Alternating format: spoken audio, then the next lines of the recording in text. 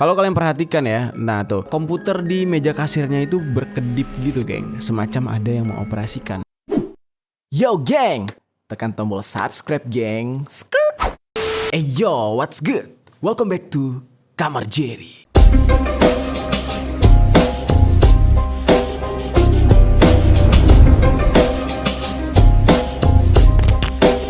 Geng. Oke, nah beberapa bulan lalu kita sempat membahas tentang seorang time traveler. Nama dari time traveler ini adalah Javier, atau tulisannya itu Javier gitu ya. Dia ini merupakan seorang time traveler yang terjebak atau berada di dunia paralel tahun 2027 katanya. Nah, Javier ini membagikan setiap pengalaman dia selama berada di dunia paralel 2027 itu di akun TikToknya bernama Unico Sobre Viviente. Nah, dimana di sini dia bercerita tentang dia itu hidup di tahun 2027 dan mendahului kehidupan orang-orang di tahun 2021. Ibaratnya dia ini terlalu cepat untuk berada di sebuah zaman gitu. Sampai-sampai di kehidupan yang dia jalani itu tidak ada satu orang manusia pun di sana. Cuma ada dia. Di setiap adegan atau di setiap scene video yang dibagikan oleh Javier ini itu terlihat sekelilingnya itu ya semacam masih tahun 2021 gitu ya, atau tahun sekarang tahun 2022. Tidak seperti masa depan yang sebenarnya yang seperti kita lihat di gambaran film-film gitu. Dan karena kasus Javier ini disebut dengan dunia paralel, jadi dia semacam bisa berkomunikasi dengan orang-orang di tahun 2021 dan 2022 sekarang. Nah, kita sudah sempat membahas tentang kasus Javier ini sampai ke part 2 kemarin. Cuma belakangan gue makin kesini makin kurang percaya gitu ya dengan apa yang dialami oleh Javier ini, dan merasa kayak kalau gue bahas terus malah kelihatannya tuh makin aneh aja gitu. Namun banyaknya permintaan dari kalian untuk tetap membahas Javier ini, akhirnya gue membuat part ketiga dari pembahasan Javier ini, dan mungkin ini lebih condong ke membongkar atau melihat fakta-fakta tentang kejanggalan gitu ya daripada Javier ini. Dan kejanggalannya itu sebenarnya banyak banget. Namun hari ini kita akan membahas sudut pandang kita tentang sebuah dugaan kalau fenomena dari Javier ini hanya sebuah ajang promosi film. Ya nggak tahu, kabarnya sih seperti itu. Nanti coba kita perhatikan bareng-bareng gitu ya. Oke, banyak orang-orang yang sudah membahas tentang kejanggalan-kejanggalan dan bukti-bukti yang dibagikan oleh Javier ini, karena memang tidak masuk akal gitu ya geng ya. Dan tidak sedikit juga yang merasa kalau ini adalah sebuah pembohongan publik, karena sampai-sampai ke Indonesia dan negara-negara lain juga sempat membahas tentang fenomena dari Javier ini ya kan. Nah, sebuah propaganda atau sebuah hal yang viral pasti punya tujuan. Ya mungkin sebagian besar ada yang iseng-iseng doang tiba-tiba viral, iya ada. Namun di kasus Javier ini kita akan coba lihat sebenarnya tujuan dia untuk memviralkan hal ini itu buat apa gitu geng. Apakah iseng doang atau ada tujuan promosi-promosi atau campaign tertentu. Nah, mari kita bahas atau kita kupas satu persatu. Mulai dari sebuah kejanggalan tentang adanya sebuah rumah produksi atau dengan bahasa lain itu PH, Production House, yang bernama Beta Studios. Nah, ini lokasinya itu berada di negara Jerman. Rumah produksi ini sedang menggarap sebuah film dengan judul The Lone Survivor. Kalau kita artikan The Lone Survivor ini ke dalam bahasa Spanyol, kenapa gue lebih milih Spanyol? Karena memang asal daripada Javier ini dari Spanyol. Nah, The Lone Survivor ini kalau di dalam bahasa Spanyol artinya adalah Unico Sobre Viviente, yang mana nama ini sama persis dengan nama dari akun TikToknya Javier. Kok bisa gitu? Kenapa dia memilih nama tersebut? Kenapa dia memilih nama yang sesuai dengan judul film yang sedang digarap oleh rumah produksi Beta Studios? Nah, banyak sekali rumor-rumor yang mengatakan kalau Javier ini adalah bagian dari film tersebut, alias dia ini adalah orang promosi atau mungkin pekerja di balik pembuatan film The Lone Survivor ini. Nah, ini benar-benar relate banget nih geng, karena kenapa? Kalau kita perhatikan cara Javier ini membuktikan tempat-tempat yang sedang dia dia samperin gitu ya, itu semuanya kosong gitu, itu masuk akal banget kalau hal ini berhubungan dengan pembuatan film. Karena gini, ketika kita membuat film misalkan action gitu ya, kita membutuhkan sebuah tempat, otomatis tempat tersebut harus clean, harus benar-benar terset up layaknya ya sesuai dengan skripnya gitu, sesuai dengan storyboardnya. Namun nggak boleh sembarangan orang ada di sana. Saya misalkan sebuah kota dengan gedung-gedung tinggi. Nah, otomatis untuk sementara daerah atau kota tersebut diblok dulu. Dan hal ini sudah lumrah sekali dalam pembuatan film Hollywood biasanya. Nah, ketika diblok dan orang-orang tidak bisa melalui tempat tersebut, otomatis tempat tersebut menjadi sepi. Nah, hal inilah yang membuat orang-orang percaya kalau Javier Javier ini sebagai seorang bagian dari campaign film, dan dia memiliki akses untuk mengosongkan beberapa titik di negara Spanyol serta ruang publik di negara tersebut dalam rangka kepentingan pembuatan film gitu. Sebenarnya agak masuk akal nih agak masuk akal banget gitu kan. Walaupun sebelumnya ada yang menuduh kalau ini dia lakukan ketika pandemi, ya kan. Kalau misalkan ketika pandemi, masa iya sih sesepi itu gitu. Kalau kita perhatikan sampai ada mobil yang parkir, terus ada beberapa baju yang dia temukan gitu ya. Itu bisa kebetulan banget gitu. Dan ya kalau karena pandemi, hal-hal tersebut pasti nggak bisa terjadi. Nah, tapi kalau misalkan ini merupakan setup film, ini sangat memungkinkan gitu. Nah, memang kalau misalkan kita perhatikan ya, tujuan propaganda ini dibuat itu semacam ingin menarik pro dan kontra, ingin membuat semua netizen itu berantem gitu di komentar. Nah, hal inilah yang membuat video-video yang di-share oleh Javier ini menjadi trending, yang dimana nanti ujung-ujungnya ini pasti akan ada something yang mau dipromosikan gitu kan. Kenapa demikian? Karena ya mereka sudah berhasil menarik minat orang yang banyak. Otomatis itu merupakan sebuah lahan basah atau sebuah lapak yang cocok sekali untuk berdagang, berjualan, berpromosi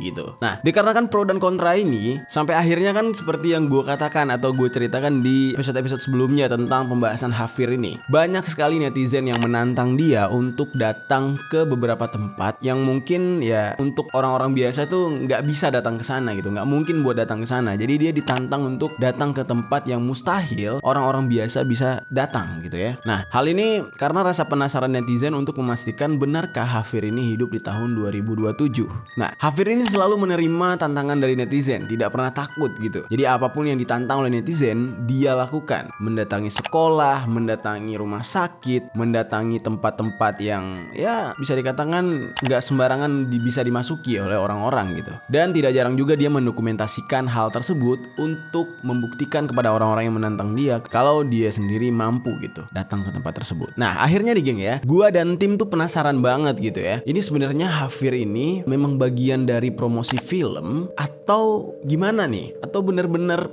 real gitu dia hilang di tahun 2027 gitu kan. Nah, akhirnya kita melakukan sebuah riset tentang film Unico Sobreviviente alias The Lone Survivor ini melalui situs resmi Beta Studio Spanyol selaku rumah produksi yang membuat atau mengerjakan film ini. Nah, ternyata setelah gue perhatikan, ternyata film ini benar-benar ada. Namun di deskripsinya justru sangat mencengangkan gitu ya. Ini penjelasan situs resmi loh geng, bukan situs abal-abal gitu ya. Ini benar-benar situs resmi dari Beta Studio Spanyol sendiri, dimana di deskripsi ini menjelaskan kalau film ini justru terinspirasi dari kisah fenomenal akun TikToknya Javier, yaitu Unico Sobreviviente. Nah, di sini yang bikin gue kaget banget nih. Gue kira tadi Unico Sobreviviente TikToknya Javier ini sengaja dia samakan dengan judul film. Ternyata justru sebaliknya. Film tersebut diciptakan atau dibuat karena terinspirasi dari TikToknya Javier. Gila, sampai dibuat film, geng. Nah, sampai di sini teka-tekinya semakin nggak bisa ditebak gitu ya. Mungkin tadinya kita mikirnya ya ini memang promosi film gitu kan, dikarenakan ya banyak banget gitu film-film sekarang untuk membuat film tersebut laku gitu ya. Itu harus melakukan sebuah propaganda atau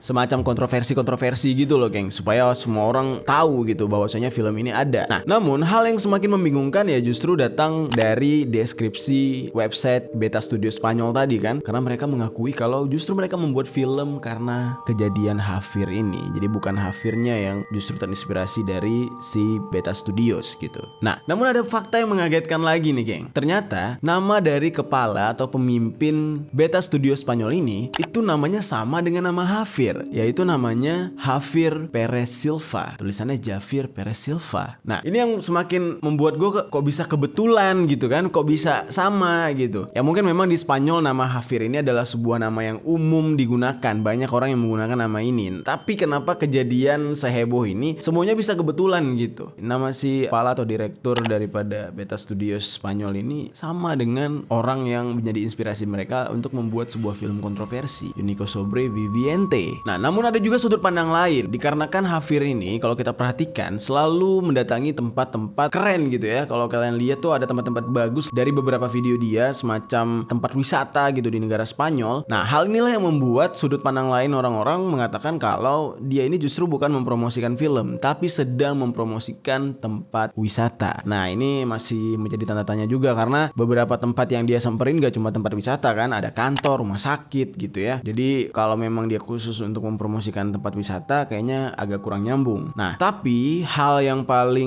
membuat kita relate gitu ya, relate dengan kecurigaan netizen, yaitu Hafir ini sedang campaign atau mempromosikan sebuah judul film. Nah, kalau memang ini adalah sebuah promosi film, Hafir ini bisa dianggap sangat berlebihan gitu ya dalam mempromosikan film tersebut, karena sampai harus mengosongkan tempat-tempat wisata atau kota di Spanyol tersebut gitu. Dan ini biayanya berapa gitu kan? Dan anggapan orang-orang jika memang benar kalau ini hanya sebuah ajang promosi film, bisa dikatakan Hafir dan pihak production house atau rumah produksi ini tidak memiliki sisi kemanusiaan sama sekali. Karena kenapa? Beberapa tempat umum, fasilitas umum dipaksa untuk tidak beroperasi hanya karena promosi film. Dan bahkan beberapa rumah sakit dipaksa untuk tidak beroperasi dan tidak melayani pasien hanya karena promosi film ini. Padahal kan bisa dikatakan setiap hari ada aja gitu orang sakit dan butuh bantuan yang datang ke rumah sakit gitu ya. Jadi terlalu tega gitu. Hanya demi film, rela bayar mahal dan mengosongkan rumah sakit. Dan di dalam kasus ini, Hafir ini mengakui kalau dia ini adalah satu-satunya manusia yang berhasil selamat di tahun 2027. Nah, di saat dia membagikan beberapa video dia sedang berada sendiri di Spanyol, dia menganggap salah satu video yang dia bagikan itu merupakan video yang dia rekam pada hari Min 219.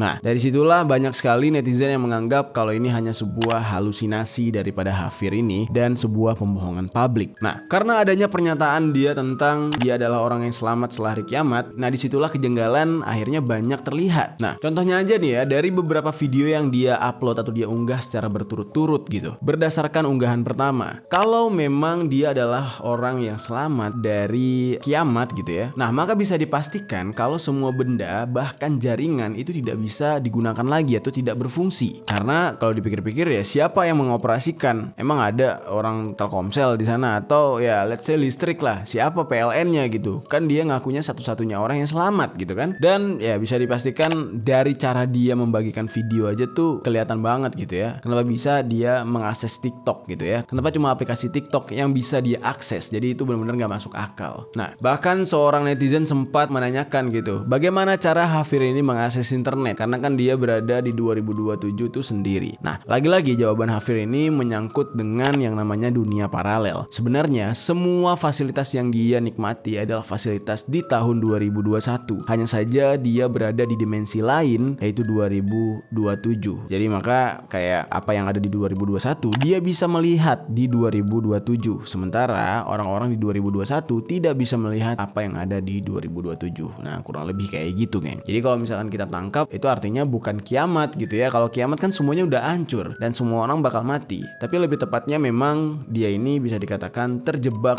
di sebuah dimensi lain, yang dimana dimensi itu hanya ada dia sendiri, dan kita sekarang masih tertinggal di dimensi 2021. Nah, dalam kasus ini memang kalau misalkan kita pikir-pikir, apa sih hubungannya 2021 dan 2027? Kan itu jaraknya sangat jauh gitu ya. Kok bisa gitu? Nah, memang penelitian tentang dunia paralel ini sudah lama sekali dilakukan oleh ilmuwan, namun sampai sekarang titik jelasnya itu belum ada. Dan nggak tahu nih, apakah memang belum ada atau para ilmuwan ini sudah menemukan tentang dunia paralel, dimensi lain, namun tidak mau menceritakan atau memberikan informasi ini kepada publik gitu. Ya, Allahualam ya, kita belum tahu sampai saat sekarang ini. Nah, lalu ada kejanggalan lain dari kasus Hafir ini, di mana dia pernah memasuki sebuah bioskop dan bioskop tersebut sedang menampilkan sebuah film pada tahun 2020. Jadi film rilisan tahun 2020 itu ada di bioskop tersebut. Nah, kalau memang dia terperangkap di tahun 2027, kok bisa gitu ya poster atau gambar film yang sedang rilis di saat itu adalah tahun 2020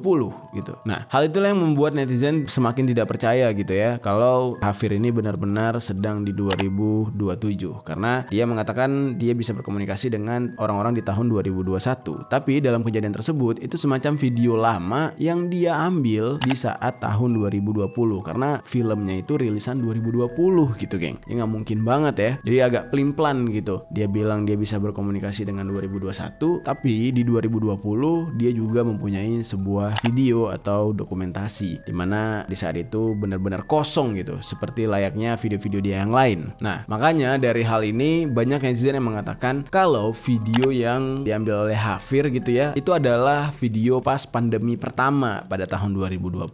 Lalu banyak yang menanyakan, kok bisa gitu ya saat saat dia terbangun di tahun 2027, handphonenya masih menyala. Kalau memang yang tersisa hanya dia dan dia adalah manusia satu-satunya gitu ya, kok bisa juga dia mendapatkan listrik? Terus dia juga pernah menunjukkan kalau listrik dan eskalator di sebuah toko itu menyala. Yang jadi pertanyaannya, kalau dia satu-satunya orang yang berada di tahun tersebut, siapa yang mengontrol dan mengoperasikan semua fasilitas umum tersebut gitu ya? Namun lagi-lagi Hafir ini memberikan keterangan kalau dia itu berada di tahun 2027 dan bisa merasakan apapun yang ada di tahun 2021 atau 2022 saat ini. Jadi konsep dunia paralel yang gue bilang tadi. Jadi mungkin let's say misalkan kita di sebuah ruangan, terus Hafir mengaku kalau dia ada di ruangan tersebut gitu ya. Walaupun kita di ruangan yang sama, namun satu sama lain kita tidak bisa saling melihat atau bertemu gitu. Nah, konsep dari dunia paralel atau dimensi lain ini kurang lebih kayak gitu, geng. Nah, untuk kasus Hafir ini gue mengembalikan kepada kalian lagi, apakah kalian percaya gitu ya dengan apa yang dia alami? Apakah mungkin memang Hafir ini adalah seorang pembohong, atau memang dia sedang melakukan sebuah tugas mempromosikan film, atau justru kalau ini nyata, apakah benar Hafir ini adalah salah satunya manusia yang diutus oleh Tuhan untuk berada di dimensi tahun 2027? Nah, menurut kalian gimana tuh, geng? Mana yang harus kalian percaya? Nah, di satu kesempatan Hafir ini juga mengatakan kalau dia ingin kembali ke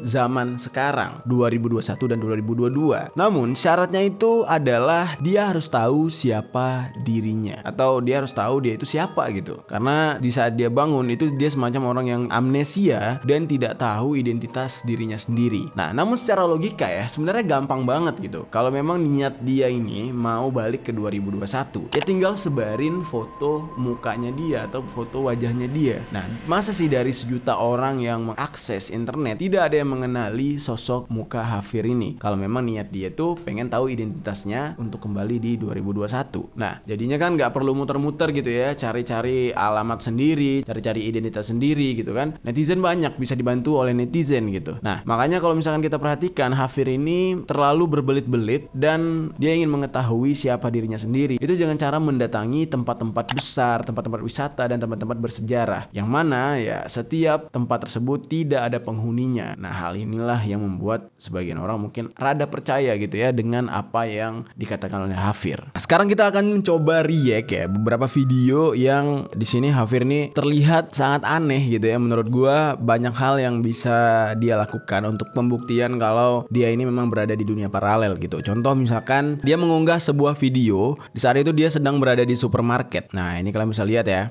Di sini. Nah, dia berada di sebuah supermarket yang benar-benar kosong, tapi yang dia lakukan hanya berjalan di satu lorong. Oke, sorry. Gue kecilin ya lagunya ya. Nah, di lagu ini dia tidak menyalakan suara asli dari video, melainkan membuat sebuah background TikTok gitu ya. Kalau dipikir secara logika, kalau memang ini tempat kosong dan dia menyalakan suara asli dari video ini, otomatis kondisi sekitar akan ketahuan kalau ini memang sedang kosong dan tidak ada orang gitu, ya kan? Walaupun dia jalan di satu lorong, ya kalau misalkan ada orang di lorong yang lain, otomatis suaranya bakal kedengeran. Dan hal lain yang tidak dia lakukan adalah di sini dia tidak sama sekali memperlihatkan tanggal expired dari minuman-minuman dan makanan-makanan yang ada di sekitar. Ya kalau misalkan dia kasih lihat kan otomatis kita tahu, oh iya lu berada di tahun berapa gitu kan. Oke, next selanjutnya kita cek kejanggalan lain. Nah, di sini kita akan melihat sebuah suasana restoran cepat saji yaitu McDonald. Nah, di sini kalian bisa melihat ya, dia lagi-lagi memperlihatkan kalau restoran ini benar-benar kosong dan tidak ada orang. Tapi kalau kita perhatikan, nah itu tadi ada yang lewat. Tuh. Ini gue stop ya di bagian sini ya. Nah, di sini yang jelas kalian bisa lihat ya, ada bekas makanan yang baru saja ditinggalkan di sini. Ya kan? Tuh, itu tadi kalian lihat satu. Nah, ini dia. Jelas banget ya. Tuh. Kayak masih baru banget. Oh, itu punya dia berarti ya. Oke. Make the signature. Wait. McDonald. Nah, yang jadi pertanyaannya kok ada gitu ya bekas makanan di situ? Siapa yang melayani? Apakah itu merupakan makanan dia yang dia pesan atau mungkin orang yang baru pesan terus dia buru-buru suruh tinggalin tempat tersebut untuk dikosongkan, untuk divideoin gitu. Benar-benar nggak masuk akal gitu ya. Terus kita ke kejanggalan selanjutnya nih, geng. Oke, nah kejanggalan selanjutnya ini ada sebuah video yang diunggah oleh Hafir, di mana video ini kalau misalkan kalian lihat ini merupakan sebuah video di lokasi restoran semacam tempat minum wine. Nah, di sini dia nggak pakai background, suara aslinya benar-benar dinyalain dan dia masuk ke dapur terus. Oke, ini suasana dapurnya kalian kelihatan ya. Nah, dia memperlihatkan kalau tempat ini benar-benar kosong dan sudah ditinggalkan gitu ya. Wop, nah di sini ada minuman. Nah, ini yang selalu menjadi pertanyaan gua. Apakah ini sebuah minuman yang ditinggalkan di situ atau ini baru dia taruh dan dia isi? Oke. Ini apa ya sebutannya, pubs apa tempat, pokoknya tempat kayak beer house gitu. Dan di sini ada kacang-kacangan ya, apa ini, anggur ya? Iya, kalau ini kacang sih. Namun secara logika nih, geng ya, kalau memang ini merupakan sebuah tempat yang nggak ada orangnya sama sekali, namun ada makanan di situ ya, ya logikanya makanannya pasti busuk lah atau menguning gitu ya. Dan di sini kalian lihat tadi ya, itu benar-benar masih segar dan fresh banget gitu, belum terlihat busuk atau gimana gitu ya. Oke, kita ke kejanggalan selanjutnya nih, geng. Video kejanggalan selanjutnya ini berada lagi-lagi di sebuah supermarket. Nah, di sini ada kejanggalannya tuh. Ini kalian perhatikan ya. Oke, ini dia lagi kiri kanan, ya kan? Tadi kalau misalkan gue mundur sedikit nih. Nah, kalian perhatikan di bagian kasirnya. Ini gue stop di bagian kasir ya. Kalau kalian perhatikan ya, komputer di meja kasirnya itu berkedip gitu, geng. Semacam ada yang mengoperasikan, namun orangnya tidak terlihat kalau dari jarak ini.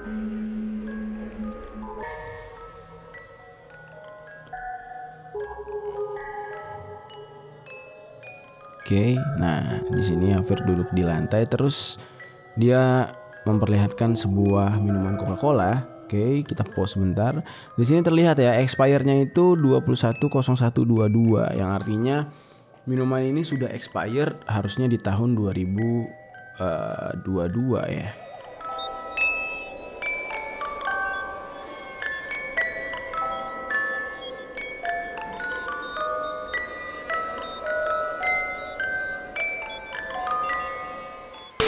Nah, sampai saat sekarang ini ya, apapun yang dibuat oleh Hafir belum dapat ditebak dan belum ada orang yang mampu menunjukkan kalau dia ini siapa dan kenapa dia berbohong gitu ya. Dan kalau memang tujuan daripada video ini adalah sebuah ajang promosi film, ya bagaimana nanti ketika dirilis? Apakah film ini benar-benar akan sukses dan berhasil atau mungkin bisa mengalahkan film Marvel gitu ya? Dan sampai saat sekarang ini semua ini masih menjadi misteri.